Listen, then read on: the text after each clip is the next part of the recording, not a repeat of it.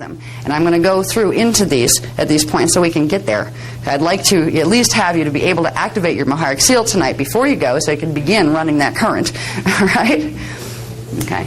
Oh, I also, too, want to point out, we do have, I guess there's still some left. The Tangible Structure of the Soul program was also meant to help with this. This program was given before January of 2000, before D12 frequency was available.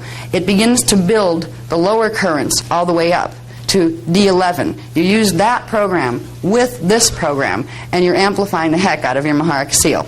Just so you know, that's where that fits in, because some of you have seen that and some of you have bought it over there. All right, so anyway, we have the Earth Core Kathara Center 1. We have the Nuan Yun in the prostate gland and in the vagina, Kathara Center 2. We have the center is called the Dal, and it's actually two centers. Number 3 and number 4 that form the Dal are right here in this area of the body. They're over the I can never even pronounce that, uterus in the males, and the females, they're in the ovaries. So right in these areas here, there's actually spots in the body that when you start to push, if you lay down on your bed and your muscles are relaxed, start to push, you'll find tender spots. There's actually spots where the nervous system in the body is more sensitive in those areas because it's connected to those areas. So start poking your body a little when you go home tonight. Look at the grid, look at where they are, and see if you can start finding them, because it helps if you can locate them in your body. You'll get a feel where yours are, and you'll also be able to start to get a feel of where clients are when you start to work on them. All right? 5 is called the Seat of Amente. Now there's reasons for that that have to do with the halls of Amente stargates that we won't get into here. Just the name of it for now. Okay, it's at the navel in the central body current. So it's right where your navel is, but go right to the center of your body where the central body current of electricity runs up and down the body. Okay. The 6th and 7th are called the wings for short. Okay. They're in the shoulder indents, and they go through to the back. So they're like right in here. You can press around in here, and after a while you'll find a sensitive spot. You go, that must be one of them. And there's an area in the back corresponding, as if they went right through, where there's a sensitive area back there too. What's interesting, a little trick on people that have breathing problems of any kind, or someone having an asthma attack around you, if you can get on the back of their body and you can find those areas where the wings come through in the back, and if you find them on yourself, like by pushing around the front, you'll get an idea where they are in the back of the person. Rub them vigorously with the thumbs around the wings. Doesn't matter which way to stimulate those wings. You can very often stop the asthma attack or restore the breathing rhythm. So that's a little trick that's very helpful and immediate with working with the Kathara centers. Okay. Now, number 8 is called the Spark of Orion. It's in the thyroid gland at the 8th chakra. Now, when we learn the chakras where they are, the 8th chakra comes out, one end of it comes out here. So it's right around in here. And it affects the thyroid gland and actually the thymus as well. But primarily it's focused in the thyroid. All right, so it's in this area up in here. That's a little harder to feel because you have bone in the way. All right, the ones that are easier to feel are the ones that are in the soft tissue. And that'll give you an idea of what a Kathara center feels like, because you'll actually go, ow, that didn't really hurt, and you press that, it's like, no, it didn't hurt, but you kind of flinch when you first find them, and you push on them hard. The 9th and the 10th together are called the Shar. They're in the brain, actually located in the brain, but behind the ears, back in these areas. Now, it was hard to show that on this diagram, but they're behind the ears, and they're literally inside your brain, so they're hard to get to if you're going to directly rub anything. You don't need to worry about rubbing them, because most of what we're going to do with the Kathara grid is run energy through it, and we're going to use chakras to run energy through it, and then they're much more accessible because they're on the outer levels of the body. The 11th one is called the crown jewel. It's in the pineal gland at the center of the brain. Now, our pineal glands, science tells us, are dormant. They've atrophied. They're useless. They do nothing. Just wait. Let's see what they say 10 years from now. Okay. The pineal gland has a whole bunch of things to do with running the Kundalini currents. There's something called cranial sacral seals. In the pineal gland, the cranial seals are in there, and they connect to a set of corresponding seals in the tailbone. And when these seals begin to open through activation of the DNA, they progressively allow more and more currents to run up the central body current, which feeds the chakras and all the rest of the systems. So there is the 11th Kathara center is located in the pineal gland, and it will, as these centers begin to activate they will progressively, as your DNA begins to activate, it will create the chemicals that bring the pineal back into activation. It'll be critical mass activation. First, you'll get little bursts of it, then it'll shut off. It'll go so fast that if science studied you 24 hours a day under a CAT scan, they weren't going to see anything. 3 or 4 years later, they might start to see little weird light spots that are appearing on CAT scans in the brain regions that they can't explain why they're there, because the pineal begins to transmit light. So there are things that this center is going to be activating. As we activate the currents here and begin running them up and down, we're actually triggering activation of all the centers, but it's an in-sequence activation. There are some Eastern philosophies that teach you how to activate some of the Kundalini currents. Now, the Kundalini currents go directly, they are the primal life force currents, the lower aspects of them. There have been Eastern philosophies that teach you how to activate them, and people have really bad activation sometimes, where they crash, they go nuts for 6 months, they get physically sick for 2 years. These are not going to happen with these activations. There's something that they have not incorporated into the teachings, in the Eastern teachings. Well, it used to be there, but they took it out. Which is, first of all, if you have mutations in the DNA and you start blowing those currents through, you're going to create all sorts of blockages all over the place because the frequency can't go through those blockages. Without the D12 resetting the pattern, you got to be nuts to run these frequencies. But because we can run D12 frequency, you can bring the D12 frequency in to restore the mathematical pattern, which will allow for the time that you're holding the D12 in the body, will allow you to have the right sequence of frequency activation.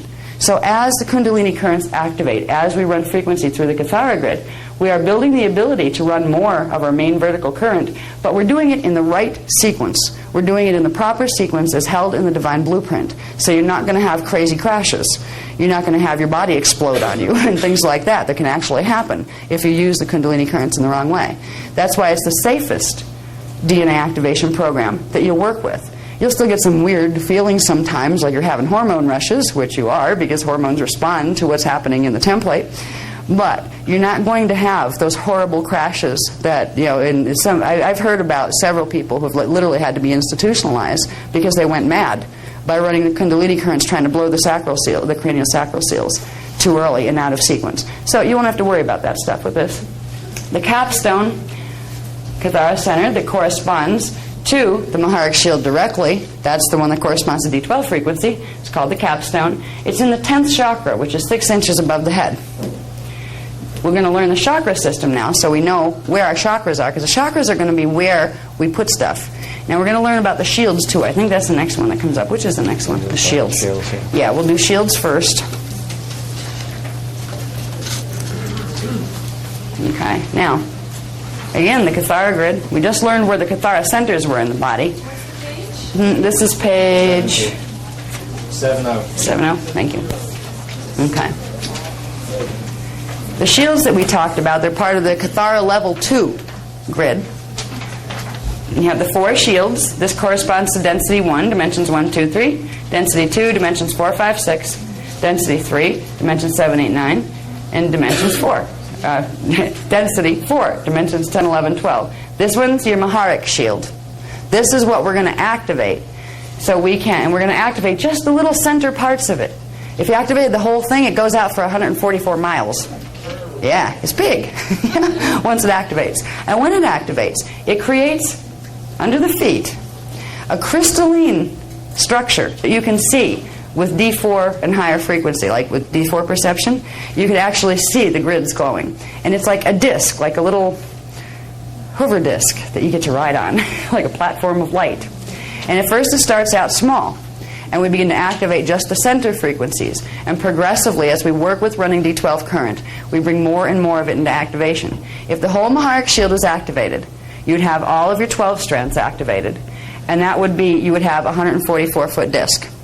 And you would be able to expand and contract the disc as far as you wanted to. You could send it to China and back to pick up information, or to send messages, or to bring frequency. But the first part is getting it activated. Now, the Maharic shield will activate down here, below the feet. You have chakra 12 down here, and that's 6 inches below the feet. And 6 inches below that, you have your Maharic shield. If the 12th chakra isn't open, you can't activate your Maharic shield. Remember, this is the thing we haven't been able to run for 200,000 years here. So this is a real treat that we get to do this. The Hierophant symbol code that we talked about before. holds a mathematical key that will open chakra 12 and trigger activation of the Maharic shield. Now there are 3 other shields on the body. They're the lower frequency ones. This one down here, when your DNA strand templates 1, 2, and 3 are completely and fully activated, all 12 subharmonics in each one, there's a little shield of energy that pops out, kind of like a hula hoop, but a little lower. And you can learn to actually modulate it and move it and change its angle, and it gives you different levels of knowledge, different information. But in the beginning, it's just about getting it activated. Now, people that work with dimensional Merkaba activation instead of harmonic Merkaba activation, dimensional means they're only using the single smaller Merkabas and parts of the spirals rather than the whole spirals. They are teaching you to use this shield, which is your telluric shield. That corresponds to your mental body, emotional body, and physical body. They're teaching you to use it actually, at the moment, in some of the teachings, a reverse rotation. So you're reversing your DNA codes by spinning it in the wrong direction. Yeah. So tomorrow we're going to get into what is a Christos Merkaba spin, because Merkaba is very powerful. It has the ability to interface directly with the DNA template. And if you generate enough of a reverse spin, you begin to start reversing the codes in your DNA template. You begin to reverse the mathematical imprint. And right now we have a third of it, or 2/3 of it running in reverse anyway. So, anyway, this is the telluric shield. And this is what's interesting is I've watched some of the other stuff, but I haven't really studied the other Merkaba activation techniques that are out there. I just saw a little bit of the technique itself and said, wait a minute, that doesn't work. And why aren't they teaching them about the Maharic shield? Why aren't they teaching them about the shields that come out? How can you teach Merkaba without teaching the shields? Because it's all about the shields. When the shields activate, the vortices of energy around the body activate and in the body. They're teaching you how to play with these vortices of energy around your body, but they're not teaching you what they're connected to or how to get control of what you're activating, because they're trying to get you to spin stuff into the planetary grids that doesn't belong there. So the shields are important to understand because these control the Merkabas. And the Merkabas can, if they're used enough in the wrong direction, reverse the shields, which will reverse the DNA template. And this is what we're trying to avoid, is any more reversals in our DNA template, which means if the mathematical sequence runs in a certain way in the divine blueprint, they're running it in the reverse matrix, which creates an anti-Christos current. And it has to do with where you end up when you leave here as well. There's a place called phantom matrix that's built on anti-Christos current, reverse matrix current.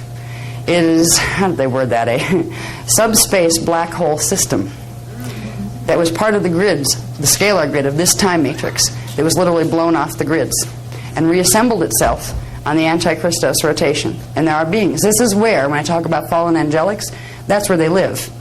They can't bring in primal life force currents in the normal way because they've cut their Christos connection. They go from D11 down. What they do is they tap in to this living time matrix and they feed energy off of it. They feed off planets by attaching to the beings that live on the planets. So when we talk about frontwards and backward rotation of shields spinning, because these things, once they're activated, begin to spin.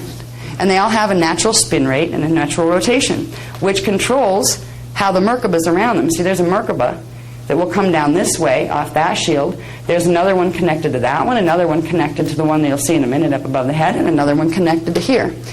So these shields are pertinent to understand that they exist and understand that they're part of the level 2 Kathara grid that will control the mathematical program of Merkabas once you get into Merkaba mechanics. The shields are important, and because these guys can control the Merkabas, what you do with the Merkabas can affect these as well. Right now we have distortions in our shield 1, our telluric shield. 2/3 of it are running in reverse right now, which means you have it doing loop-de-loops, the parts that are activated in the body. But most of it is actually shut down. That's why we die between 75 and 100 years old, because we're not getting enough life force current into the body anymore to actually sustain it for any longer flash line sequence. The next one here corresponds with this one, dimension 4, 5, and 6. It's called the Duratic shield. This is the one we're going to begin to activate to run Duratic phase 1 current, which is the first current from the higher density fields that we're going to use in learning to do Kathara healing. This one corresponds to dimensions 4, 5, and 6, which is density 2. And what's interesting is if we go back to the universal Kathara grid and how universes and planets also have shields, a stack of shields like this in each of the density levels. This is where some names you might have heard before come into play. Earth's planetary shield down here, it's dimension 1, 2, 3 shield. It's called the Earth shield.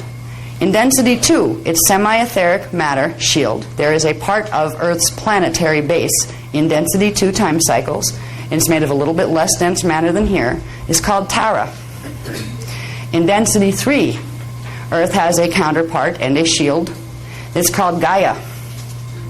This is where these words are coming from, Earth, Tara, Gaia.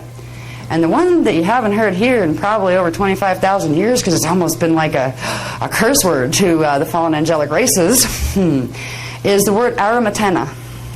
Aramatena is the tonal signature, and therefore the name, of the density 4 Maharic shield for this planet, but also for this universe. So the planet plugs into the universe. Earth, Terra, Gaia, Aramatena. Everybody has a part of their own being in the shield of Aramatena, which is the shield, the Maharic shield, the divine blueprint of this particular time matrix. So, when we look at the shields, we can think of the levels in our own body, but they're also the Earth, Terra, Gaia, Aramatena system. Aramatena is also the name of a planet in the Lyran star system, in Lyra, the cradle of Lyra. That's the point in the Universal Templar where stargates 12, they correspond 12, 11, and 10 exist in Lyra. They are the 3 first stargates you need to go through to get into density. Anything has to come through them. So that's why some people have heard of the cradle of Lyra concept. That's why they call it that, because those stargates, those Kathara centers on the universal level, are located in the Lyra star system. The portions of ourselves that correspond to these shields, our personal shields, are actually a part of the corresponding planetary bases. This shield of ours here holds our Earth frequencies. This one is connected to our Tara body. We have a less dense version of ourselves right now that is totally interactive. Our thoughts and their thoughts completely cycle. It's in density 2 Tara, in what would be a future time cycle compared to this time cycle. When we begin to integrate, do soul integration of strands 4, 5, and 6 activation, bring those frequencies in, we are merging our self here and our Tara self to become a fully actualized soul. And that's when we begin to have the ability to move our body between both systems. That's the first step we're going to learn when we get into the real, what is all this going to do once we get DNA activated. Eventually we're going to be taught, those of us who can be trusted, and it's a big trust factor, to bring somebody from this time field where everything's so messed up through portals, because that's how you get there. You would actually modulate your DNA, shift into full 6-strand activation, continual, and you would demanifest here because your body would turn into a Merkaba vehicle and you would pop up into the Terran time cycle. Semi-etheric matter. This shield, the next one, this is your soul shield and your Tara shield. This, and then it's called the Doradic shield. This one, the next one, is the D7, 8, and 9 shield, your oversoul shield. It corresponds to Gaia. And this one manifests here. Okay. Manifests up here like a little halo.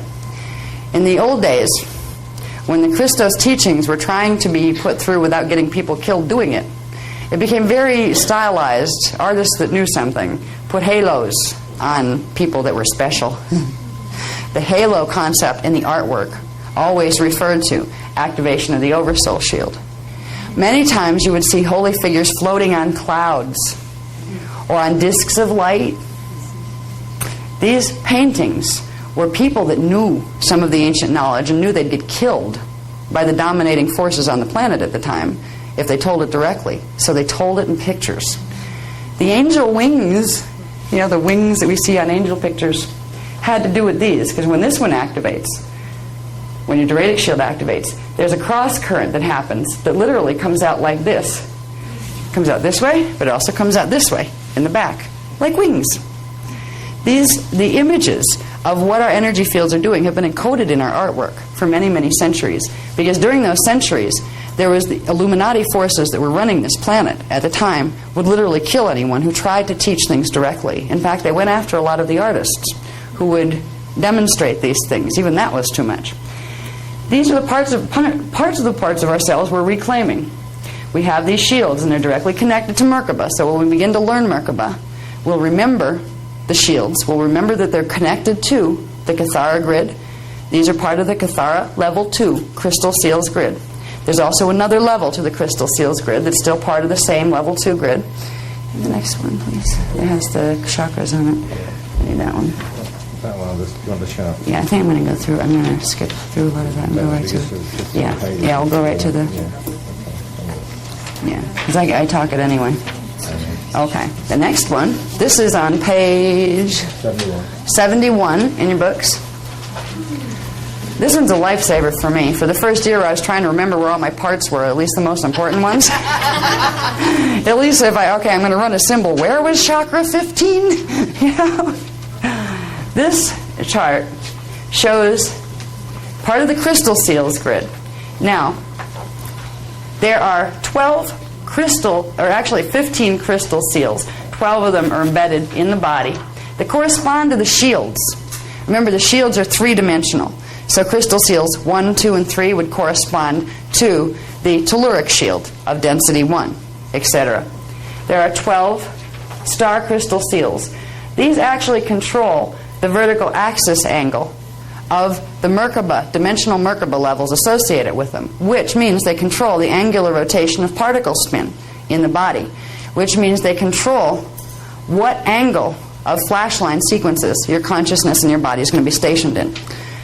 The crystal seals are something we haven't taught too much in the Kathara program yet, because it's like, yeah, they're there, and we'll get to those in later levels, but at least you know where they are. At this point, we're beginning to teach more about them, because they are starting to activate in the planetary grids. The planet also has 12 embodied and 3 other, 3 kind of like in the higher dimensional fields, star crystal seals. The star crystal seals are beginning to open on the planet now. And within the next 2-year period, all of the star crystal seals in the human bodies are beginning to activate, which means they're going to throw through the frequency corresponding to them. And again, star crystal seal 1 processes dimension 1 frequency, etc. They're going to start pumping the harmonics, the 12 harmonics of each, their subharmonics of each dimension, into the grids more fully, which means they're going to go into your body. They're going to go into the DNA template. The star crystal seals are opening rapidly now in the next 2-year period, which means your DNA is going to start really doing stuff soon. It already has, actually. So there are charts that we'll get into in the Templar book, because they're really more part of the Templar course than they are Kathara, because we're talking about them on a planetary level. Because on a planetary level, when star crystal seals open, if there are distortions in the grids around them, things like volcanoes, earthquakes, tidal waves, and all sorts of other messes occur. So this part of the grid work that we're doing in the Templar courses is to do what we can by using our electromagnetic conduits of our bodies to run balanced frequency into the grids in the empowering stance of what's called a round table, which were the ancient Stargate technologies of how to run the grids, so we can hopefully balance the energies of the star crystal seals opening in the planetary grids. Now, in the bodies, it can also create tidal waves and earthquakes and volcanoes of sorts, in the physical, mental, and emotional bodies. It can cause destabilization of energy and frequency because we have distortions in our template. So I'm really wondering what it's going to look like in the next 10 years as these seals open and then the frequencies start to integrate. Because it takes about a year, I think it's between 3 months and a year after a seal opens, where it actually starts to transmit its frequency through the body. So it's going to be real interesting to see what people do in the next 10-year period as all these frequencies are going to be running through their physical, mental, and emotional bodies. There's going to be people who get very sick. There are going to be people who are going to leave this planet. Their souls know that their bodies aren't going to withstand it. So some of them are going to go out in groups. You're going to have more natural disasters to accommodate that will, that desire of those people. If you start seeing weird stuff happening, like bunches of people getting killed, don't go into the 3D mindset of, oh, isn't that awful? So, oh, there's a whole troop that wanted out of here fast. Right? There are no accidents. There are arrangements. And they may appear to be unfair sometimes, but there are reasons why the particular arrangements were chosen, and they weren't inflicted on the people. They were chosen by their own soul over soul and avatar levels. So, when we get into crystal seals in the personal body, it helps to know that they exist. They're in areas of the body that right now we don't need to learn where the crystal seals are, because we're not going to do anything directly with the crystal seals, because again, the chakras are going to be the most important place, because this is where you're going to be running frequency through. Now, there's these things here. Let me see. Ooh, I'll try this. This wonderful lady said, why don't I try this for a pointer? And I'm so used to my old pattern of not having one, I haven't tried it yet, but I'll try this. I feel like the old school marm kind of person. Yeah. I used to use one of the laser pointers, but I tend to move so much when I talk. I'd be holding it someplace, and I'd look at it, oh, there. And so, wait a minute. Oh, no, it's up there. And I kept losing my place. So I went back to the finger. All right, these things here that are drawn as little stars are the star crystal seals. They're the only ones shown. There's another type of crystal seal that's a little bit smaller, and it controls dimensional Merkaba axis and instead of the harmonic Merkaba axis, because the star crystal seals control the larger harmonic Merkaba axes, where what are called seed crystal seals are little tiny ones that look like this, but there's another set of them in between each set of chakras. So you'd have one here. See these little bow tie shaped things? That's one chakra. Chakras are bow ties. They're like a set of black and white holes hooked together at the center that make a bow tie. And when you take the seal out of the middle, they come together and become a Merkaba field. All right. So chakras, these are the 15 primary chakras are shown on this chart. Each one, each set, I should say, has its own little seed crystal seal that works as the bow tie between them. Now these two are a little hard to follow, because you have chakra 7 and chakra 1, and we call them chakra 1 and chakra 7, but they're actually, each is a half of one main chakra. But we still call them 1 and 7 because that's consistent with other things that are out there, and there's enough additional information that we're teaching people now. We don't need to make it more confusing by renaming stuff that's already been named that people are familiar with. So we have chakra 1 and chakra 7, and down in through here there would be the seed crystal seal that controls it. It actually pops up in the third chakra, right around here, right up above here. We don't have to worry about the seed crystal seals directly, because right now we're not going to be doing anything directly with the seals other than using the chakras. Now, if you take a mathematical program, you activate your Maharic seal current, bring it up through your main vertical current, which is this line of energy here, okay? You're going to put a symbol code, let's say, over the area of the body where chakra 4 is. That's the one that corresponds to the astral body in dimension 4 and your fourth dimensional frequencies. You'd put the mathematical program here, use the breath to induce it, and bring it in. Where does it go? It goes into the seed seal. So you're actually programming the seals when you use the chakras to put in symbol codes or to run light or frequency. Now the seals are part of the level 2 Kathara crystal seals grid. So what you're doing by programming through the chakras into the seals is bringing the desired mathematical program and frequency directly into the level 2 Kathara grid, which will translate it down into the level 1 Kathara grid. So you can work with the chakras to work on level 2, and it will take it into level 1, and you work with level 1 directly to amplify the frequency and clear it with the D12 frequency by running the Maharic recoding process.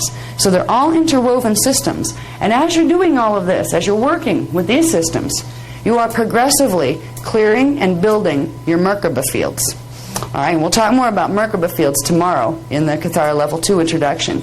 But everything here that you're learning about these other parts, directly fill in a piece of the frequencies that form your Merkaba vehicle. So people that have heard of Merkaba and that are familiar with Merkaba teachings but haven't heard any of this stuff, you've been shortchanged on your Merkaba teachings, because they're not teaching you what they're connected to. This is what they're connected to. When you work with these chakras, you're not just dealing with chakras, you're taking it into the crystal seals grid, which is allowing you to program into the Kathara level grid, and it's allowing you to begin the process of activating DNA. Tomorrow, after my long night tonight of playing with the graph that I've been dreading doing for the last 2 days, we're going to show you the transduction sequence of how the life force currents passes from the Earth all the way through all these levels to get out the other side, and then how it comes back again. So it'll make more sense of how it's like what's connected to what's connected to what. There's a flow here. It's like piping, like pipes in plumbing. To get from point A to point B, there's a conduit of energy. If it's a water pipe, it brings water from one point to the other. These are conduits of energy that bring energy from one point to the other through into your manifestation.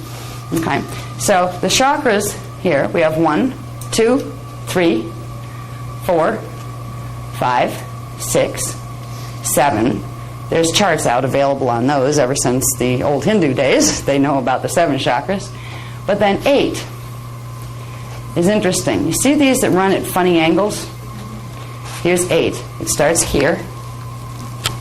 It's up above 4 and below 5. 5 is in the throat and 4 is in the heart chakra.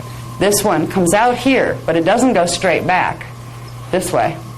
It goes at an angle up this way through the pineal and comes out here, the back of the head.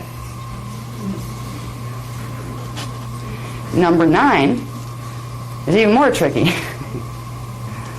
It starts here, and a lot of people these days are getting activations here, where they're getting swelling right here at the back of the head, where the neck and the head hook on, where the neck hooks onto the skull. Right here, I've actually had times where it swells, and it hurts, and you get headaches, and it throbs. There are certain levels when you start to activate, even strands 1, 2, and 3, on the 9th subharmonic, and 8 and 9 usually go together. That's where you usually start to feel the frequency build up. It's just starting to come into the body, and it can be really weird. It can feel really pushy and squishy back there, like it's swollen, and then it'll go away, and then you might have a day where you feel like you're in a fog, like somebody put cotton in your brain or surrounded it with a nice, gray fuzzy blanket, because no matter how hard you try, you just can't get focused. You feel like you left part of yourself someplace, like back in the bedroom when you woke up this morning. These are part of they're very transient symptoms, but they're some of the things that happen when these higher chakras begin to activate, because these have not been activated in ages. 8, 9, 10, 11, 12, 13, 14, and 15 have been dormant for a very long time. In most people, even 6 and 7 have been primarily dormant. 6 gives you the inner vision and the higher vision, the interdimensional visuals. 7 allows you to connect with all sorts of frequencies up there that bring knowledge to you that's been blocked from this planet by the fallen angelics. So we are reclaiming our biology these days. The planet's helping us now that it can run D12 frequency. We're going to be active. These are going to all be activating now. And they go through their natural cycle where the first subharmonic of D8 will activate, then the second, then the third. You'll get little bits of activation of these as you get little bits of activation in the corresponding DNA strands. In the 12-strand DNA template, it's real easy. Strand 1 corresponds to Chakra 1, corresponds to Seal 1, corresponds to Kathara Center 1. They're all connected. So it's not hard to remember. Once you have, once you remember where things are located, at least knowing what they're related to is pretty easy to follow. All right, so you have we're back here, Chakra 8 goes this way, Chakra 9 goes that way, and again it crosses through the pineal, and as these activate, it releases the pineal seals progressively. Pineal seals are connected to other seals down here in the tailbone, that when these release, that's when you start feeling like somebody kicked you in the back of your tailbone, where it starts to get squishy sometimes, and you wake up. I've woke up in the morning sometimes and realized I was activating current all night and not knowing it, and I felt like it wasn't made of bone anymore. It felt like it was made of very loose cartilage, and it was like, how do you stand up if your tailbone and your first vertebrae are made out of very loose cartilage, because they're not rigid and they don't hold you up, and it hurt. So there are times when you might get a series where, especially in the morning is when I get them, where my body is activating current at night to get me ready for the next day and the next level of DNA activation, and I wake up with backaches, and it's usually right centered on the tailbone. This will clear, and I've also been guided, that you can take Advil for this. They said not Tylenol, not other stuff. They said, as far as chemicals, it would be easy enough to process. During this process would be Advil. So that's what we've taken. Now, we've also taken Aleve when it gets really bad, but not so much for this. This is for other things that come up with other seals in the bodies that cause painful releases. Not all activations are painful. I don't want to scare you. Everything, oh God, is this what I have to look forward to? There are sometimes where you get bursts of energy, you feel great. And you can feel yourself expanding. You can feel your awareness coming in. You'll start to get rushes of energy that, well, if you realize what they are, they won't scare you. You don't have to go running for the hormone pills right away. It can keep you up at night. Who said 8 hours sleep was natural or normal? First question. We're so convinced. We call ourselves insomniacs. If we can't get 8 hours sleep a night, there's something wrong with us. Is there? D12 avatars don't sleep ever. They don't need to. What we do when we sleep is we take a part of our consciousness out of association with the lower strands, take it up higher, pick up a load of energy, and bring it back down, because you can't get it in directly unless you have seals open down here. You will find as DNA activates, sleeping rhythms may go right out the window. You might never know when you're going to be tired, where you might have the days on end where you're exhausted. No matter how much you sleep, you may have days on end where you are manic. You just have so much energy, you hadn't felt this good since you were 10 years old. You know? And it's really annoying when you're trying to go to sleep at night. You say, I have to get up for work at 5 in the morning. This is nice that we're activating DNA, but I still have to get up for work at 5 in the morning. You learn to work with it. And everybody has to do it personally. What? How many? Half hour? Okay. Okay, I'll leave time for, so we get the technique done. Anyway, he's reminding me we have half an hour, and I'm determined to get you through those techniques. There's 2 techniques I want to get you through tonight. Okay, now, chakra 9 was there, that runs that way. Chakra 10 is right up here. It's 6 inches above the head. Chakra 11 is 18 inches above the head. Chakra 12 is not up there. It's down here. It's 6 inches below the feet. And that's the one that needs to open so you can trigger your Maharic shield. And that's what happens when you use the Hierophant symbol code. When you run it down into the Maharic shield, it hits this and triggers this into activation at the same time. Now, down here in Earth's core, right in the core of the Earth, is Chakra 13. What this creates for you is a conduit of energy flow. And this little skinny current in the middle progressively gets wider and wider and wider. The more DNA template activation you have, the more your Merkaba field fills out, the more stuff you have activated, the wider this current gets, to the point where it's not only inside you, it expands all the way out around you. If you had 12 strands activated, your Maharic shield would stay active all the time, and you would have a pillar of silver light. Whenever you entered density, you would literally have a pillar of silver light around you. Some people would be able to see it, some wouldn't, but it would be around you at all times. What you're doing when you're activating the Maharic shield manually is you are manually creating, calling it into being, waking it up, your Maharic shield pillar. So for the times when you're running the frequency of the D12 frequency to activate Maharic shield, it will pull up this pillar of light. Now, if you were fully 12-strand activated, that pillar of light wouldn't stand alone around you as just a protection field. It would literally go all the way through you. Right now, this is a little current in our bodies that has to be progressively expanded out until eventually it's out around us, until eventually it is the Maharic seal that just stays there, and you don't have to worry about being afraid of anything at all, which you don't have to worry about anyway, but you don't have to worry about activating it manually, because when everything is working well and you have 12 strands activated, it will stay activated. But what you're doing in activating the Maharic seal, you're not putting something artificial into your system. What you're doing is manually activating something that belongs to you anyway. You're activating it prematurely because it might take you another 500 years of evolution down here before, because of the way the planetary grids are, before you could actually get that to do its thing all on its own. Because what would happen was all the lower stuff would activate first. This current would fill out and get thicker and thicker, and eventually it'd be out here, and you'd integrate oversoul, and it'd be out about here. And then eventually, after all that integration, you would get your Maharic seal. What we're doing is we're bringing the Maharic seal in manually, and it'll progressively trigger moving inward and moving outward, the activation of the currents in the body, which is activation of the DNA, the Merkaba, the Kathara grids, the crystal seals, etc., etc., etc. If you activate one, you're activating the other that corresponds to it. Okay, I think that's enough on that chart. I'm getting breathless here. I must be starting to talk fast. Okay. Page 75.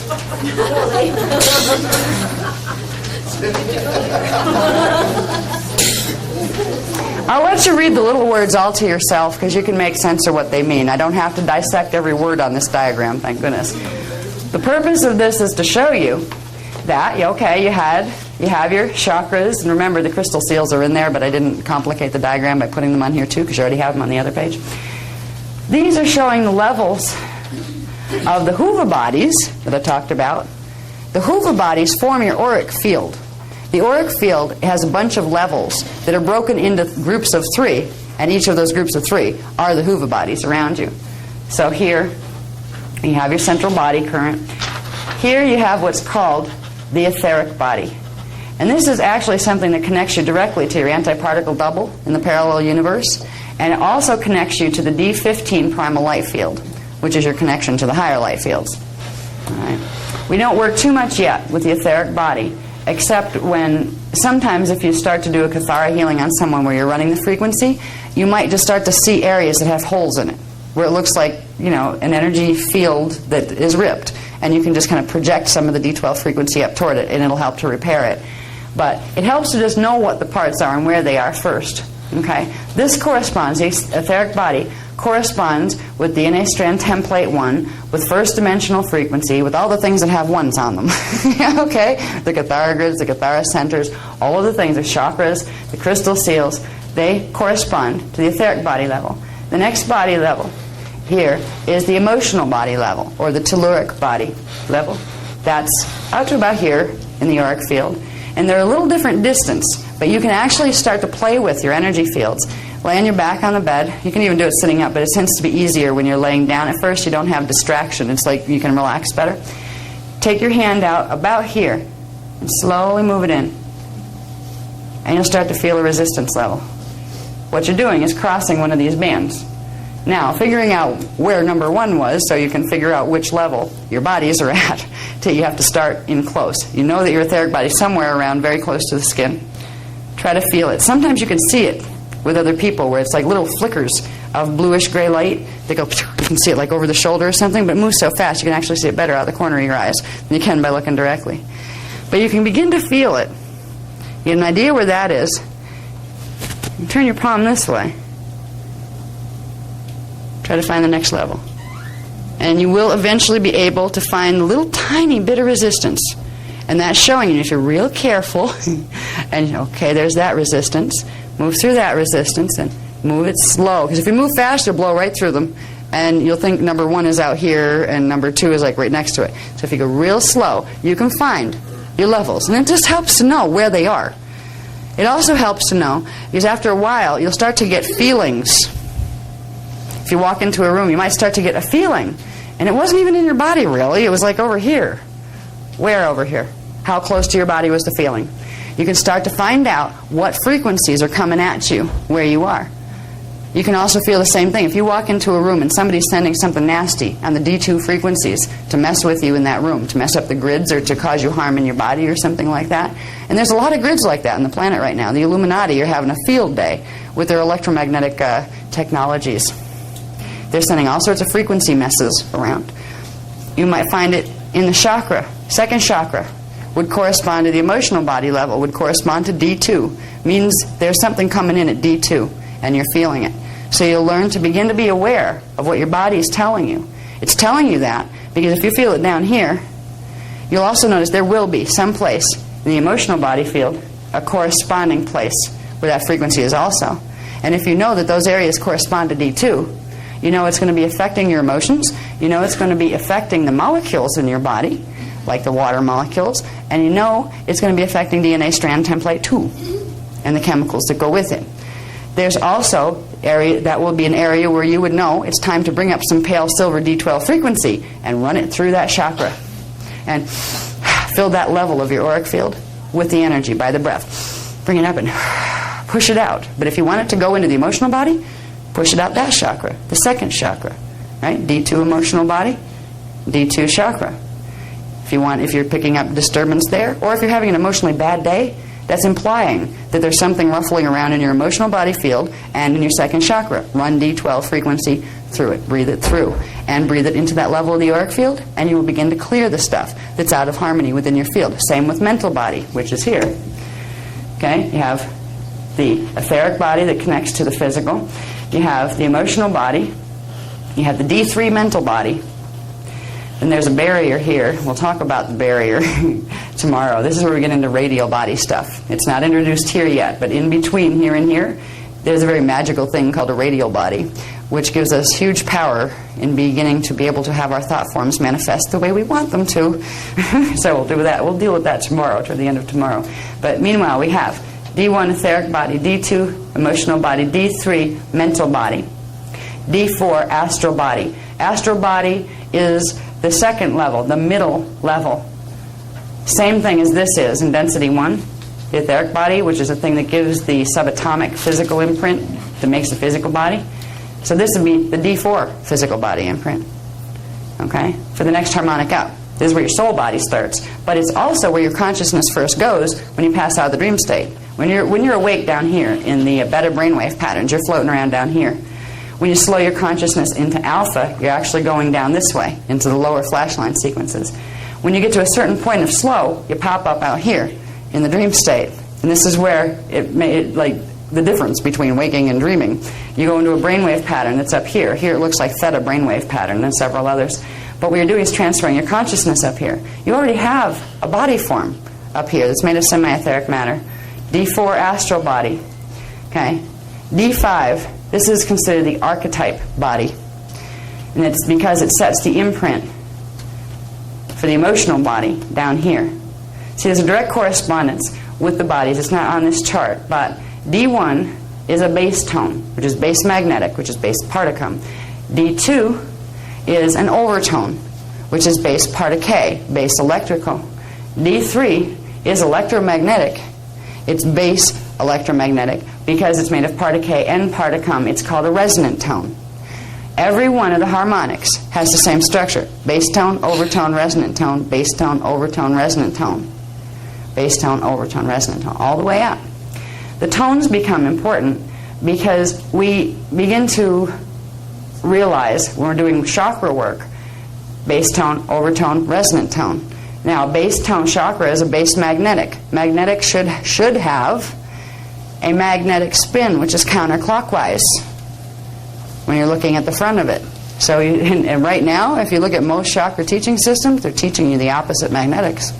Wonder why that is. Happens to go with the reverse spin on the Merkaba. Happens to go with reversals on the DNA template.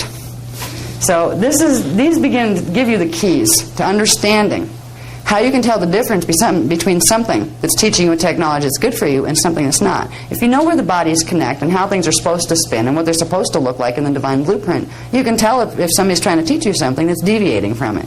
That's why they haven't been teaching divine blueprint here for a very long time, because they don't want you to know these structures, because they give you the power to reclaim your body form and your consciousness again. So we have D3, D4, astral body, D5, archetype body. D5, it's called either the celestial body or the angelic body, which is just a name that refers to it. They all have their own tone names, but they're not given yet because they're kind of complex, some of them. D7, you have the Katharic body. D8, now again, base tone, overtone, resonant tone. The higher ones set the template for the lower ones. So the higher base tones set the templates for the lower base tones. This becomes interesting when we work with triadic phase currents, because we learned that to activate a current in the body, you need A, the D12 carrier wave. That's the first thing you need before you can open any of the seals to get the current to come through. Then you pick what current you want, and you have to go one harmonic up and run that frequency to activate and release the seal on the current you want to get. That's why they're called triadic. There's three. A combination of three frequencies you need to use to get them to open the body. We'll talk about that one tomorrow. Anyway, we got astral body 4, archetype body 5, celestial body 6, etheric body 7. This is called the monadic body 8. And the monadic body is interesting because it connects directly. It has some extra energy conduits that connect directly into the primal sound field. So D8 becomes important in certain aspects. Some of the tangible structure of the soul teachings work with the D8 frequencies. There's a song in this book, and I'm not sure what page it ended up on.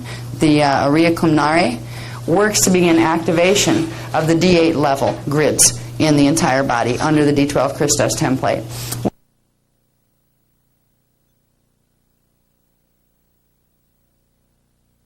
Correspond in the DNA templates that correspond, etc., etc.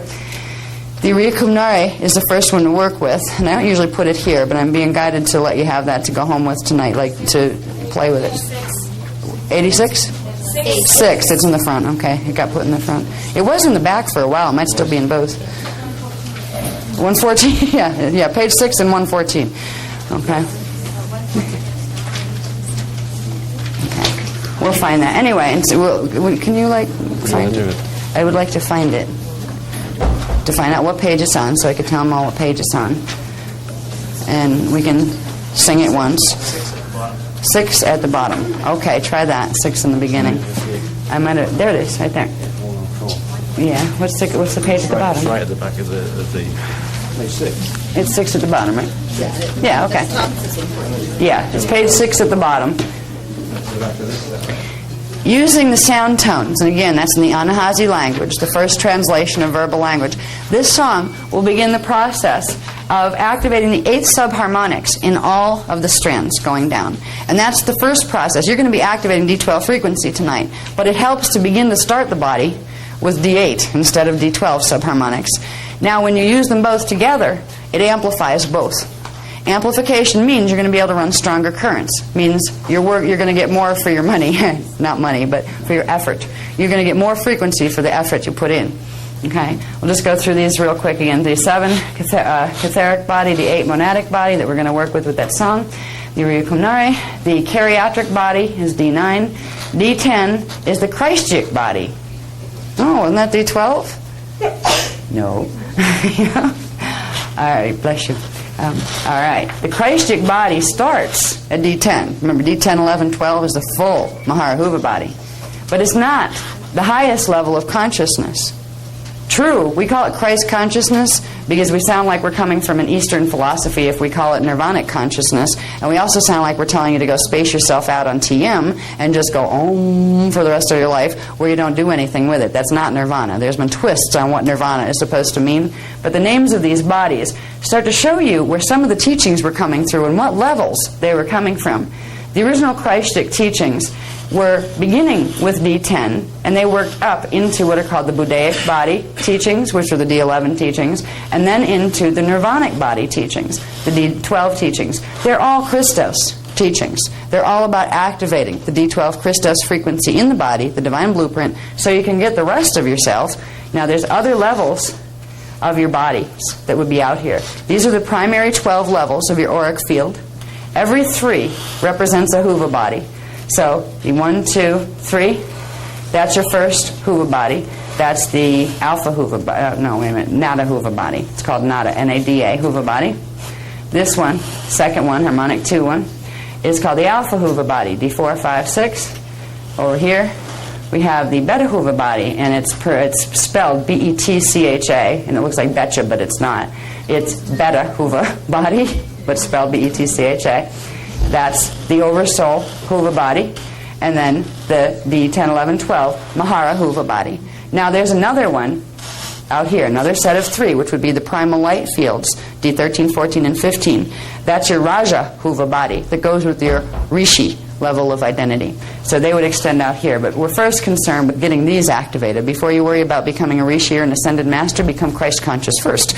You know what I mean? But at least you know where they fit. Okay. We can go on to the next level. I want to get to the technique. The grid, right? Yeah. Do you want to bring up these tonals on that one? Okay. Yeah, I might as well show that, and then we go into... I'm not going to do Hara tonight. I'll do Hara tomorrow. Yeah, we'll do Hara with the other stuff. Okay. Okay, one more thing to show you before. What I want to go through to here is we'll do the mentor exercise and the Maharic one. We can do them back to back. Okay? Now, here's one more level, just so you know it's there. We're not going to work with it yet, but just so you know that these are part of your anatomy. These are called axiotonal lines. This is on page, what page? 87. 87. This is your axiotonal line system. What we're doing is building up through the grids, all right? The transduction sequence, where each one of these is part of the level of energy transmutation that takes place to get it from being pure consciousness up into a manifest hologram. Tomorrow, if I survive this night, doing the graph that I know I have to do, is going to show you where each of the levels fit together. So we already have a basic idea of where they fit together, but this is going to show you in a very clear to remember visual way where the pieces fit together. But these are called axiom lines. Now, axi-atonal lines are the ones that are running through our body. Axi-B-tonal lines are the corresponding ones running through our antiparticle doubles body. And we circulate energy between their body and our body. They actually circulate between the axiom lines. So we have axi-atonal lines over here, and they have axi-B-tonal lines over there in the parallel universe. When we work with axiotonal lines, there are various different things we do with them. Right now, I don't have, this isn't, the diagram I'm thinking isn't here in this particular book because it was part of the Templar, the Templar teachings for the planetary grid work because it got into some of the confrontational history that had to do with the real crucifixion of Christ. There is the real crucifixion of Christ has to do with blockages. The crown of thorns, which are blockages that cover all the way across here, all the way around the head. They block about 2/3 of the energy out of those axiotonals. There are blockages in the palms, the nails in the palms. There are blockages in the feet, the nails in the feet. There are blockages in through here that are the stab wounds. There's a whole thing that we learn in the Templar teachings, in the planetary level Templar teachings, that has to do with the crucifixion story. And the fact that is a historical fact, Jesus was not crucified. We were. The man, Jesus, was not crucified. He ascended. But of course they didn't want to tell you that, because then you might want to try it too. There's a whole story, a whole lie put in the Bible that wasn't there when Jesus was alive. It wasn't there right after he was dead either, because he didn't die. He left. He was done. He couldn't do anything more here. And so did the other Essenes that were working with him. He didn't leave alone. There was a whole troop of them that ascended through the Ark of the Covenant portal passage. And that's something they took out of the records, and I do believe, I won't mention where in Italy, that they're being stored. That's as close as I'll get. But there are some very old records stored there. Okay, so the axiotonal lines are actually the feed lines that are bringing the energy, the frequencies from your Kathara grid templates and from your chakras and all that. They're running them through the body systems, and they're bringing them up closer. You know, we're getting closer and closer to the manifest body itself through these levels of energy structure. It helps to know, eventually, we're telling you all the anatomy now, so you know the parts exist, and literally you could do a level of Kathara healing, working with just one of each of these parts, working with just the chakras, working with just the axiotonals. There's whole healing applications for every level. But right now we're trying to get you familiar with all of the levels, how they fit, and how to go to the core template first. Because no matter what you do to the outer levels, if you don't get the divine blueprint reset in the core template, all the other stuff will be temporary. You'll temporarily get a fix, a heal, and it'll reverse back to its mathematical deviation. So we're teaching where they fit, and what we're going to go into, what's the next one? The next thing, honey? I'm determined we're going to get you to do these two techniques before. Let us show them that real quick. Yeah. I'm going to save Merkaba for tomorrow. Yeah. All right. This is just to really quick show you a diagram. Now, this isn't what your DNA template is going to look like. If you got to look at it with, look down into your DNA. This is a diagram to show you the relationship between strands. This is page, 92. I'm not used to doing the page things. Thank you for reminding me. I'm not used to, just saying, well, this page. I'll get used to it. Anyway, this is a 12-strand. An illustration of a 12-strand DNA pattern. Okay? Each set of 3 strands goes with one of the shields, one of the huva bodies, one of the levels of identity, and one set of 3 chakras. So, strands 1, 2, and 3, this is what I was talking about all along. This diagram shows what I was talking about all along. You have the telluric shield, which is the density 1, 1, the nada huva body, the one down here, and the incarnate identity, the self you know right here, and chakras 1, 2, and 3. The next set, strands 4, 5, and 6, correspond to Doradic shield, the alpha huva body, soul identity, chakras 4 through 6. And when we get into Merkaba, this is where we get into Merkaba vehicle building. Each of these strands corresponds to a part of what's called the Nethra phase Merkaba, which is the density 1, basic, stay in your density level Merkaba. That becomes a vehicle when you start to activate the higher strands and progressively build the spiral of energy that goes with that, the harmonic that goes with it. It builds what's called a 6-dimensional Merkaba vehicle called a holophase Merkaba vehicle. We're going to talk about Merkaba more fully tomorrow, but this is on this diagram, so I'm just going to mention it to you. When we get over here to strands 7, 8, and 9, the Turic shield, which means when you're working with Turic shield activation, you're working with chakra 7 through 9, dimension 7 through 9, the Beta Huva body, the oversoul identity, and quadraphase Merkaba, which is a 9-dimensional Merkaba vehicle. And then the next set is 10, 11, and 12. That's the Maharic shield, the Mahara Huva body, the Avatar Christed identity, chakras 10 through 12, and something called Mahanta phase Merkaba, which is a 12-dimensional Merkaba vehicle. There's another stage of Merkaba vehicle called the Rahanta phase Merkaba that goes with the Rishik shield. There are phases of building the Merkaba vehicle, and if it's built right, it works well. Unfortunately, there's not too many great things on the planet right now that teach you how to do it right. We're trying to bring you the core teachings that the founders gave a long time ago. That's what these are. This shows your DNA template and how it plugs in. These things in between here, they're shaped like little stars of David. These are fire codes. Okay? Fire codes are codes that exist between the strands that when all of the codes within each set of 2 strands activate, this activates and it allows for DNA strand template braiding, which allows for chemical braiding in the DNA strands, which when they all work right and in sequence the way they're supposed to, it allows for chromosome braiding and it allows for molecular transmutation of the body form. And that is a process by which transdimensional ascension or moving through stargates occurs. You take your body with you by literally combining its particles and antiparticles, and that happens by strand braiding. That happens by allowing the fire codes between the strands to activate. Now, some of the things we're going to be doing before our time together is over, we're going to be doing something called the Emerald and Amethyst Awakening. We're not going to do that tonight.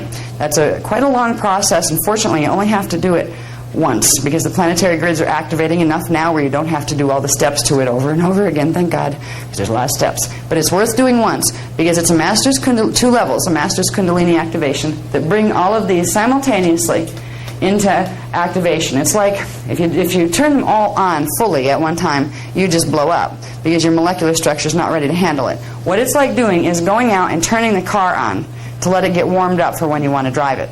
That kind of thing. It's getting them turned on and ready to go.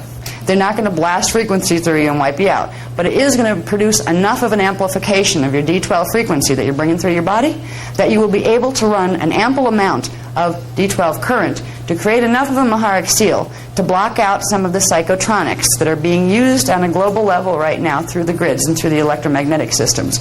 I'm not going to name certain installations that have been built specifically for the purpose of transmitting something called phantom pulse technologies. Phantom pulse technologies are subtle wave programs that attach themselves to natural electrical currents. They can be natural electrical currents in the grids or man-made electrical currents. That's when your toaster becomes your enemy. When there's a phantom pulse running through it. I mean, no, seriously. And unfortunately, there is an Illuminati presence on this planet that is quite large, and usually they have jobs with big titles at the end of them. And there are certain groups that are actively pursuing creation of a frequency fence that's meant to block our ability to activate DNA, because if we activate our DNA on the D12 Christos alignment, the Guardian groups are going to get control of the Stargates. And this is all about Stargates. That's the Templar workshop. We'll talk about it. But, so you know, the things we're going to do tomorrow with the amplification of the frequencies of the things we're going to activate tonight are going to activate these 12 codes and keep them ready at an oscillation rate where they're ready when it's time. And when the strands build, you will progressively and more quickly be able to undergo DNA strand template braiding. If there ever comes a time when it gets really bad on this planet, which it's up in the air right now. Nobody knows which particular time vector we are going to experience as our manifest reality. If it got bad, there will be evacuations. They will be through portals. And if your DNA can't go, you're stuck here, which means your consciousness can go, but you got to leave your body behind. So, it doesn't hurt. Just in case, it's good to have your DNA activated if there is no emergency, but just in case, it's very nice to have activating DNA in your back pocket in case you need to have a ticket out of here with your body. So, we're working on these things. Everything we're doing tonight has to do with building the ability to move through from the easy to the ridiculous, depending on what the next 10 years holds for us. And it's all about activating Merkaba, DNA, Kathara grids, and getting our divine blueprint reset in the body. Okay, I think we're up to the point where we can run technique. You're doing Merkaba tomorrow. I'm doing Merkaba tomorrow. You got it. Yeah, okay. Chapter 3 begins after those two. Excellent. Yeah, I'm going to introduce the rest of Merkaba tomorrow. Probably not as the first thing. I'm going to do triadic phase currents tomorrow when I first start. Yeah, okay. We're going to take you through exercises 1 and 2. I believe we have enough where we can do that now. You know where they are in there? Let me find these. Technique 1 and Technique 2. Page 1. On page 117, 117, there's Technique 1. It's called Awakening the Mentor and the 6th and 7th Senses. We're going to run you through this, and the way we teach the techniques so that you can do the exact same thing that we just did, because you have it in writing, we're going to read it. there used to be a time when I would let things come through spontaneously, and we'd get all sorts of sophisticated stuff going in the bodies, but I couldn't remember them by the time they were done. It was like they'd come out and they'd go and they were off into the ethers. We did them, but there was no record of them. They were extremely hard to try to pull them off the videotapes and things like that. So what we do when we're teaching, especially the core teachings, we will read them just as you have them there. So you can do this again when you go home. Now right now you have the support of the group energy field, which means there's more frequency running in the room right now, so it'll be easier for you to reach some of the sensations that go along with these. That's why we recommend doing them here. We're going to do technique 1 and then technique 2. I want to talk about that for a minute. Technique 2. That's the big. Technique 2 is the one we've all been waiting for this evening. The Maharic Seal and the Liquid Light Cleanse.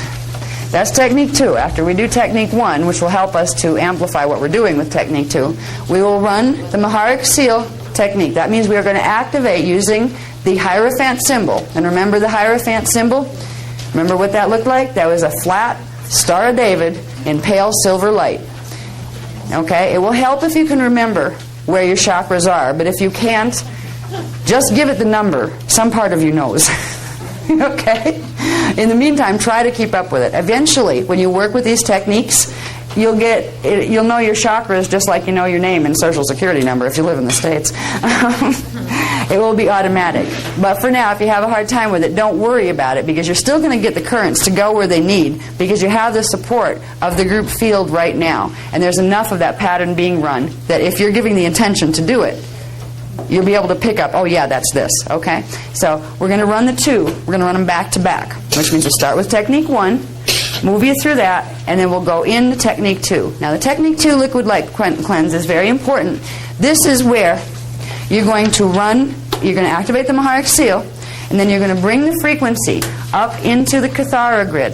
This is the first time you're going to start reprogramming the Divine Blueprint into your Kathara grid. It's something that ideally you could do every day. And what's really wonderful is by tomorrow we get to use something called the Maharic Quick Seal, so it doesn't take so long, right? But when you first start, it's important to take the steps, because you're reminding the body consciousness of an ancient program it used to know how to run. But it's been so long that you need to stimulate it by sending all of the frequencies down into it. Every step in the exercise is a frequency bridge. It's a frequency pattern calling into activation certain frequencies in the Maharic Shield. So we're going to begin tonight with that. You'll go home, you'll have your Maharic Shields activated, and you can begin from there to start playing with the energy of the D12 Christos current. Now, Az is going to read these, and I'm going to sit down and be quiet, yes, it's possible.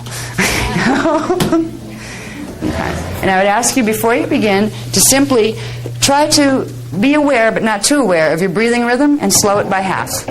Just give yourself the command. I'm going to slow my breathing rhythm by half now. Whatever that is, because if you worry about it too much, you'll actually start to mess with the process. Okay. Can I just ask about a quick concern? Yes, I'm sorry. I've been practicing the Quick Seal, and does it do anything to do this? Well, if you've used the Quick Seal but you haven't used the other things, you won't get very much frequency through. All right. If you've been working with the long version, the Maharic Seal and Liquid Light Cleanse, okay, you should do that at least once a week, or I would recommend once a week. You can go as much as just twice a month with the long version once you've done it for a while. But remember, every time you take the time to run the longer versions, you're getting more current through. You're amplifying the current more. So it's not like you're just going to, use 3 times the long version and then decide to just go on to the quick version because it's a lot easier. But what we do suggest when you're working with these techniques by yourself at home, and we have for the Kathara book that's I think you guys, did they get the tape sets with these? No, there are options. They're over there. Oh, there are options, okay. Because I know when we sell it as a correspondence course, there's the audio tapes. You can make your own by reading them, reading the steps on. But we also have them prepared for people that want that, instead of trying to read it. Because you tend to distract yourself by the reading, so you're not getting as much frequency through. These are best done popping on the headphones with an audio tape and run. And you'll fall asleep halfway through until your DNA can hold more of an activation, and then you'll find someday you wake up, you actually didn't fall asleep. And you realize you're running more current than you're used to and staying awake and handling it. Okay. I'll just explain, since we're going to do these back to back, that when I come to the Maharic seal, the instructions involve instructions on breathing. And I know that in other group situations, if I talk about inhale or exhale, some people start to do the breathing like immediately. Other people wait to get a bit more of the instruction before they do the inhale, and the group goes all to heck. So if you hear me refer to an inhale or an exhale, let me read the instruction, and then I'll come back and say, okay, inhale. So you all do it together. All right? So we'll begin with technique 1, which is very simple and very brief. Begin by placing your fingertips of both hands, just bring them together, hold them in front of you, just gently on your lap, and bring your focus of your attention to your navel area. And take a few slow, full breaths. Allow your breathing to slow, just very gently, don't force it, just allow it to slow down. And as you're doing this, begin to visualize, and if you find that difficult, just intend or imagine that there at the navel is a blue flame, rather like a gas stove flame, deep inside the body, just behind the point of the navel on your body. Now bring your fingers to the position of the navel above the point where this blue flame is deep inside of you, and just gently massage the navel region while continuing to visualize or imagine the blue flame deep inside of you.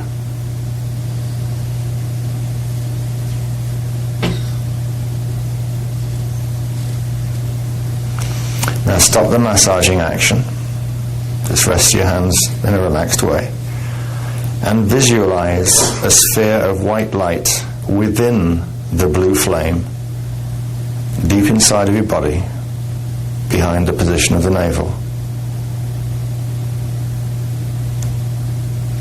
Bring your attention to a point within the white sphere and imagine that you can feel the reality of the white sphere all around you, just as if you were sitting there within the white light sphere that you're visualizing or imagining is there.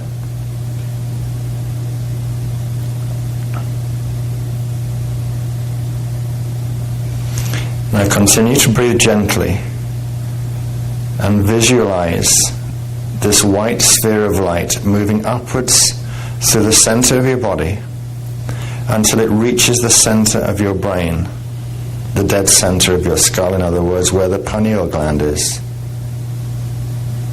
Just bring it up slowly and gently. Stop the movement of the sphere of white light at the pineal gland. And then imagine or visualize that this sphere of white light is moving out to the right of your head in a straight horizontal line until it moves outside of your head completely, until it is positioned in your auric field just above your right shoulder, about 10 to 12 inches away from the side of your face, really, just above your shoulder. And this represents a portion of your awareness that you have just raised to the fifth dimensional frequencies as a result of its passage through the blue flame and the fifth Kathara center at the navel. This part of your higher identity we refer to as the mentor. Now just spend a few seconds briefly imagining that you can feel the reality of this sphere of white light that holds a part of your consciousness which we call the mentor, resting gently above your right shoulder. You'll most likely see it as a fuzzy ball of energy, a little bit smaller than the size of a basketball.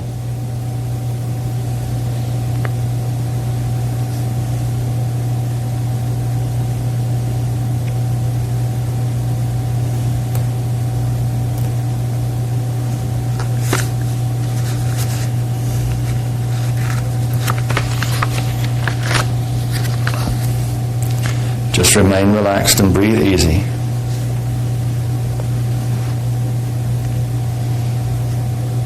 And bring your attention slowly back from your mentor, outside above your right shoulder, and begin to imagine just inside of your forehead, at the point of the 6th chakra, a flat 6-pointed Star of David made of white light.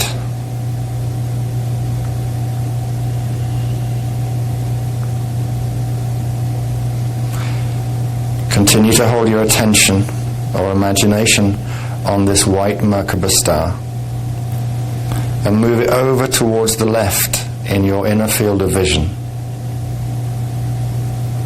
Just move it across to the left, to the side of your head, as it were.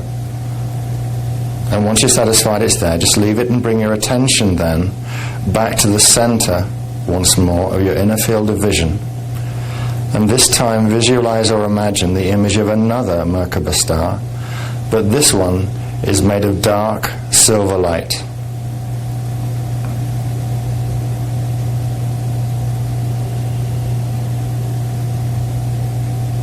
This is also a flat Star of David. Now with your fix on that one, try and expand your attention or your imagination until you can see both of them. The white one you shoved across to the left side of your head, and the dark silver one in the center. Now just observe or imagine that these two Merkaba stars slowly move towards each other.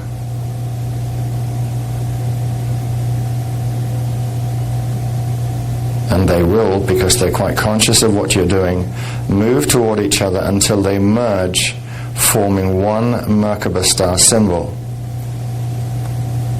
unifying their colors, combining to produce pale silver light.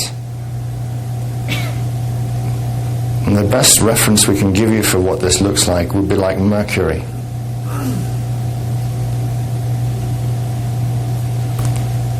Now with this Hierophant symbol clearly in mind, fully merged in pale silver light, just bring your attention to the sound of your own breath and take several slow, deep breaths.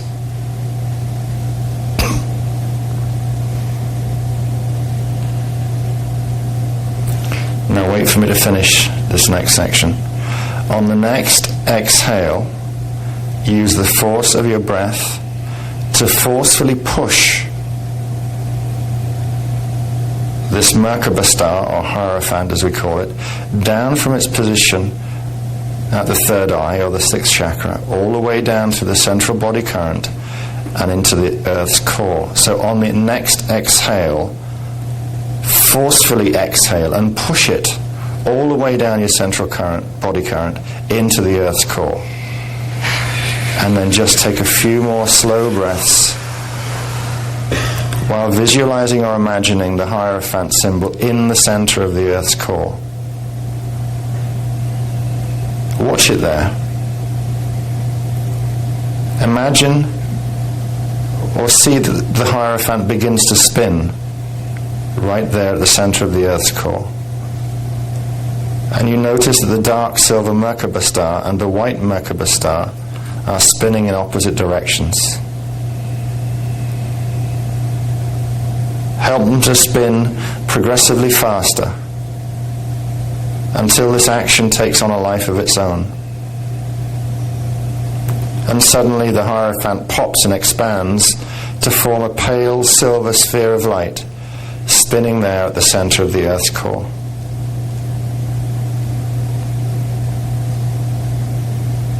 As you watch, notice that a huge, horizontal, pale silver spinning disc emerges, shooting out from the Hierophant sphere, forming a massive pale silver disc of light, spinning throughout the Earth and extending outward into the atmosphere as a rotating horizontal plane. Allow that to continue. Just watch it spinning now on a huge horizontal plane throughout the Earth's body, and bring the focus of your attention to the spinning silver Hierophant sphere still rotating at Earth's core. At this point, you will now use the Hierophant sphere to activate your personal Maharic shield and release the 12th dimensional pillar of light within your bioenergetic field. So prepare for this by taking several slow, deep breaths while continuing to imagine the Hierophant spinning at Earth's core. Now wait for me a second. On the next inhale, I'll tell you when. Draw the Hierophant sphere up from the Earth's core with the inhaled breath, forming a pale silver cord about 6 inches thick, trailing behind the Hierophant as it rises to the 12th chakra, 6 inches beneath the feet. One end of the silver cord remains rooted in the Earth's core. The other end is attached to the Hierophant sphere and follows its movement. So on the next inhale, draw the Hierophant sphere up from the Earth's core. See the 6-inch thick trailing cord behind it, connecting at both ends. Bring it up to the 12th chakra, 6 inches beneath your feet. It will approach the 12th chakra, which will look to you as a transparent disc about 3 inches in diameter. Stop the movement of the Hierophant in the center of the 12th chakra, 6 inches below your feet. And imagine or visualize a sphere beginning to spin.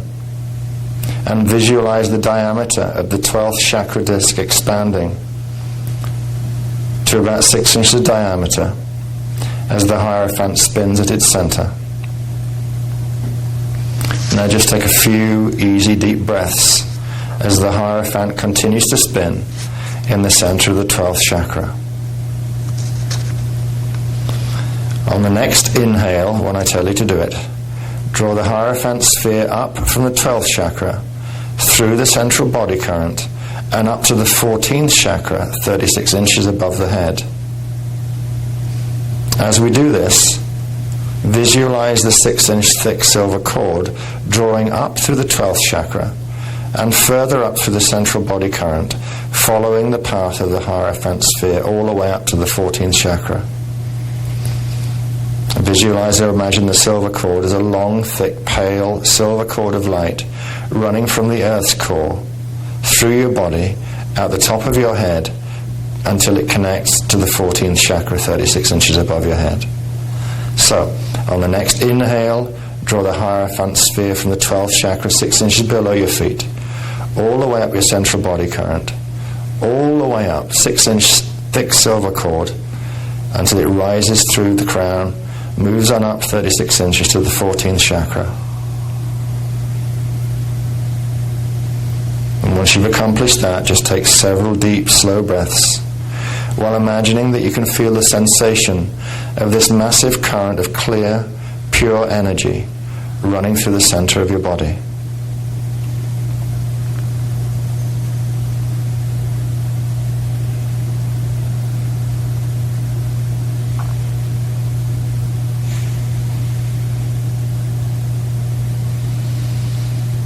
On the next exhale, I want you to push the spinning Hierophant sphere down through the central body current while leaving the top end of the pale silver cord attached to the 14th chakra, 36 inches above your head. You will move the Hierophant down through the 12th chakra, 6 inches below the feet, and stop the Hierophant in that position. This is the location of the Maharic shield within the morphogenetic field of the body. So, on the next exhale, push the spinning Hierophant sphere down through the central body current, all the way down to the 12th chakra, 6 inches below your feet, and stop it there. Just breathe slowly and visualize the Hierophant spinning progressively faster in this position, 12 inches below your feet, until the Hierophant takes on a life of its own and suddenly pops and expands to form an expanding horizontal disc of pale silver light in this position, 12 inches below your feet. Try and feel the disc as a circular platform, some 8, 9 or even 10 feet in diameter, forms in that position. And just breathe easy for a moment while you do it.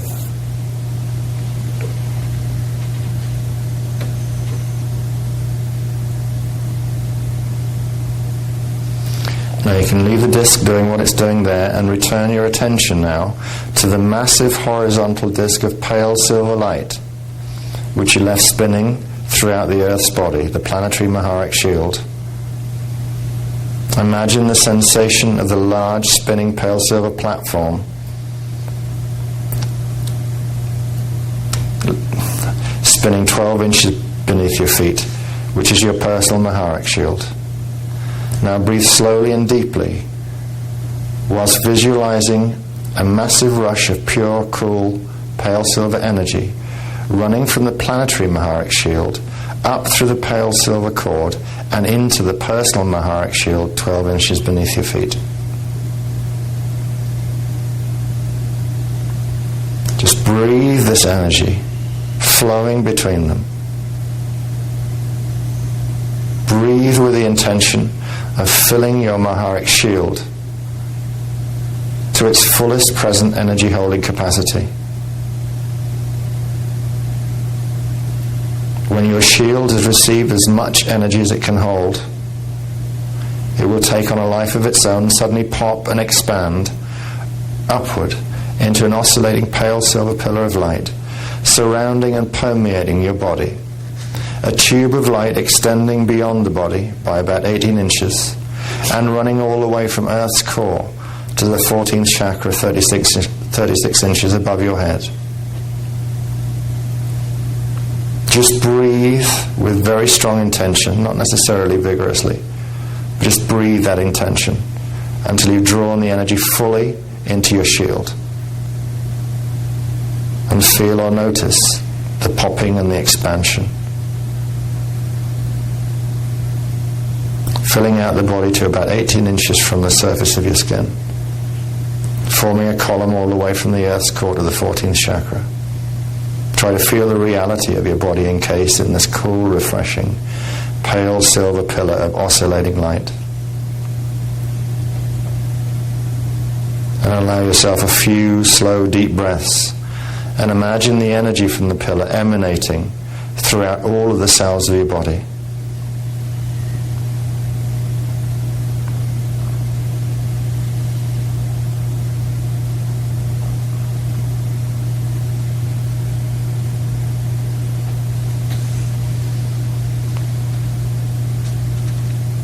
Finally, we perform the liquid light cleanse.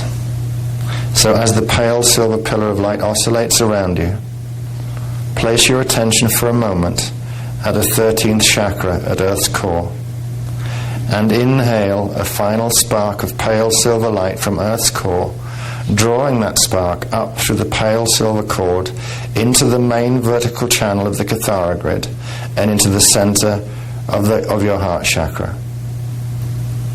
So inhale, draw this spark of pale silver light from the Earth's core, all the way up through the pillar, into the main vertical current of the Kathara grid at the center of your heart chakra. Just breathe slowly and easily while visualizing energy from the silver spark radiating throughout the embodied 12-tree Kathara grid, filling it with pale silver light.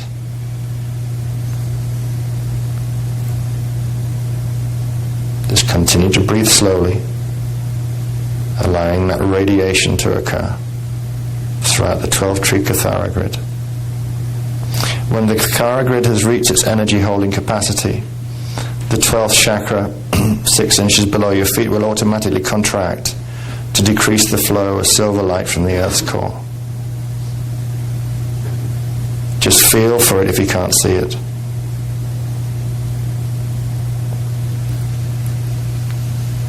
You will feel the flow slow as the 12th chakra contracts. At that time, the planetary Maharic shield will stop spinning and transmitting energy through the silver cord, allowing the silver cord to return to its dormant state.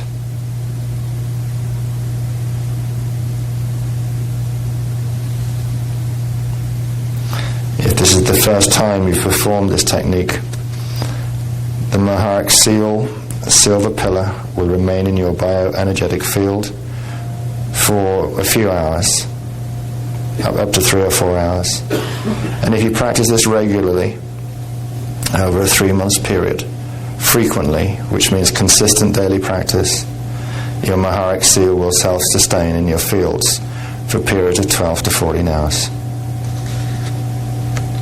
And with the use of the quick seal, we'll show you tomorrow, you'll be able to top this up so that you'll enjoy the benefits of the technique more fully.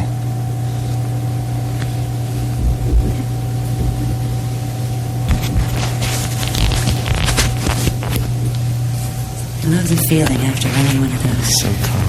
Yes. Okay.